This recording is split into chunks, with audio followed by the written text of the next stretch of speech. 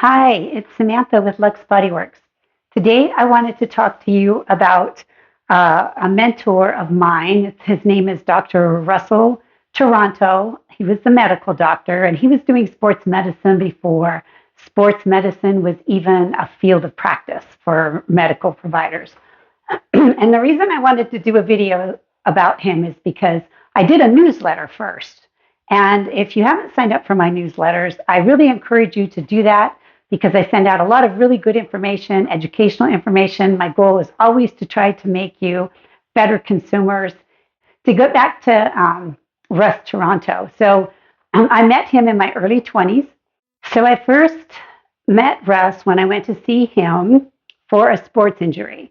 And he became my sports medicine physician and was my sports medicine physician for 29 years until he retired. But anyway, he was a phenomenal person. I mean, just an incredible person he was so intuitive and uh, just amazing, just amazing. But I wanted to talk about some of the things that were really important to him as far as helping people to stay healthy, because that was his kind of goal. He wanted to do a lot of preventative things. So I wanted to share some of his sort of best practices, if you will.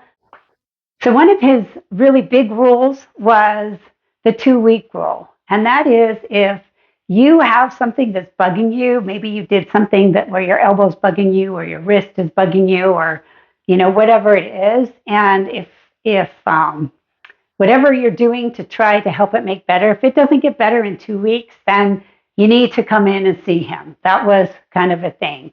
So like if taking ibuprofen, right, the 800 milligrams for 14 days, and then icing doesn't help, make an appointment. That was one.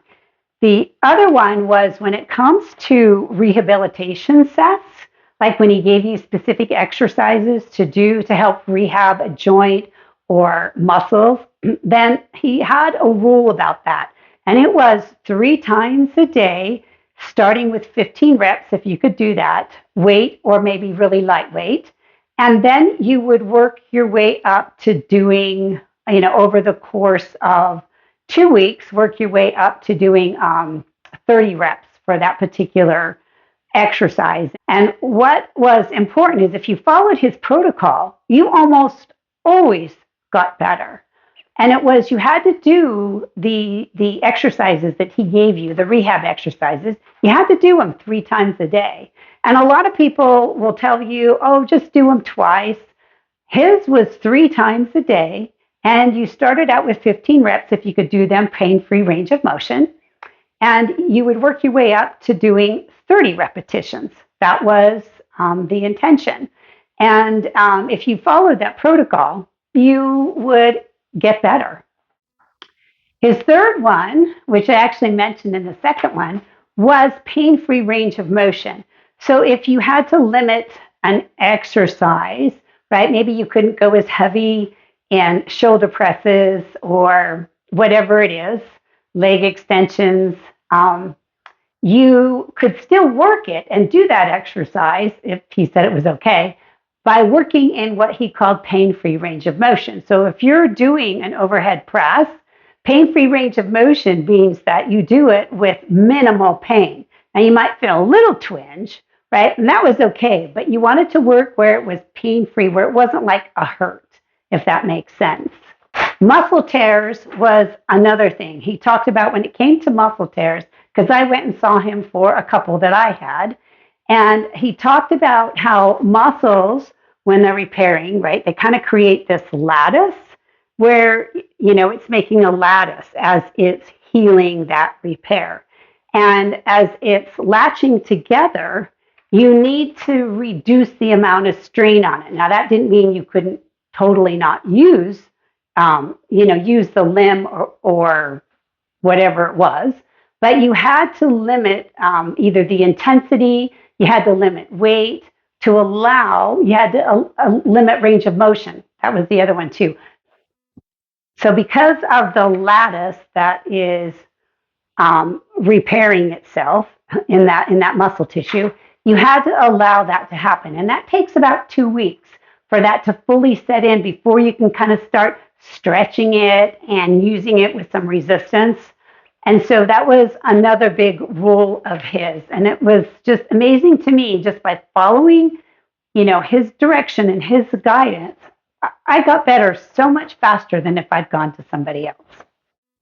His prednisone protocol was really unique. And I remember the first time I got the instructions, I didn't follow them correctly for the first day. So I called just to double check, make sure I was taking them. And they're like, no, no, no, no, no. You're supposed to take all 5 of them at once, not spread it out through the day.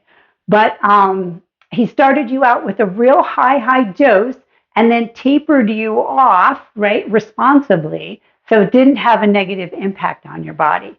And the other interesting thing is he would tell you to take it at nighttime, because it takes about 5 to 6 hours for the prednisone to really get systemic, so that way you could still get good sleep. So he gave you that as an option. The other big thing that he told me, that if there's one thing that you could do when you're working with people, is teach them the Job exercise. So this is a great medium to demonstrate the Job exercise. So I am going to do that. Okay, so the Job exercise. A lot of people get shoulder injuries where it hurts for them to move. And a lot of that, I learned from him, is actually caused because the rotator cuff muscles that support the joint, there's 4 of them, and they kind of get lazy. And so what you have to do is just kind of strengthen them. And by doing that, you kind of remind them what they're supposed to be doing. And, and then the pain goes away. It's amazing, but it's most often caused because of rotator cuff weakness, and not so much because of something else. Now, clearly, if you did it during, if you hurt your shoulder, say, doing something and really, really tweaked it, then you probably need to go have it examined, make sure it's not a tear or something like that. If you did it, say, because of overuse, then good chance is that it's actually not torn. It's just because of muscle weakness, and so rotator cuff muscle weakness. And just by doing some exercises, you can help strengthen that again, and the pain goes away. It's magical.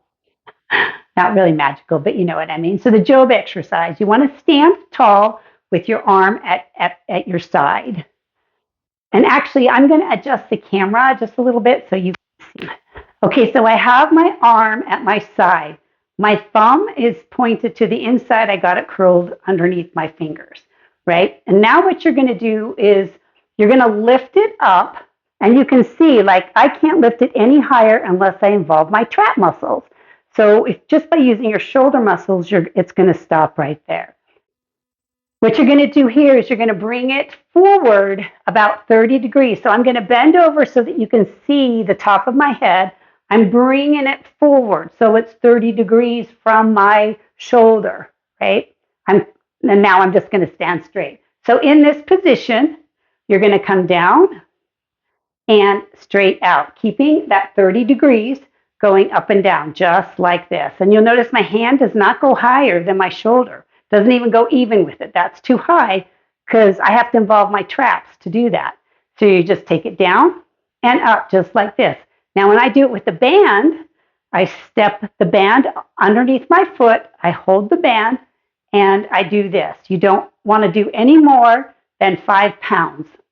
2 to 3 pounds is ultimate. Is the best, right? You do this 15 times, then take a little break, right? So now if you use a dumbbell, you don't want to go, whenever you're working with your rotator cuff muscles, you don't want to go heavier than 5 pounds. The idea is more high repetition because we're trying to target small muscle groups. So just by doing that, right, 15 repetitions 3 times and 3 times a day, right, it can really help strengthen that particular rotator cuff muscle for the shoulder. And apparently that must be the most common one injured because, like you said to me, if there's one thing that you could teach the people that you work with, teach them the Job exercise. So I wanted to demonstrate that to you because I know I sent it out in a newsletter and gave directions on how to follow it, but sometimes a visual is just so much better. Well, that's all I have today. I just wanted to go over those things. And if you have any questions, please feel free to make a comment below, or you could email me. And if you like these videos, if you would just subscribe to my channel. I haven't been very good about getting videos out, but I am going to try to be better for the latter half of the year. Thanks for watching, and please go out and make it a beautiful day.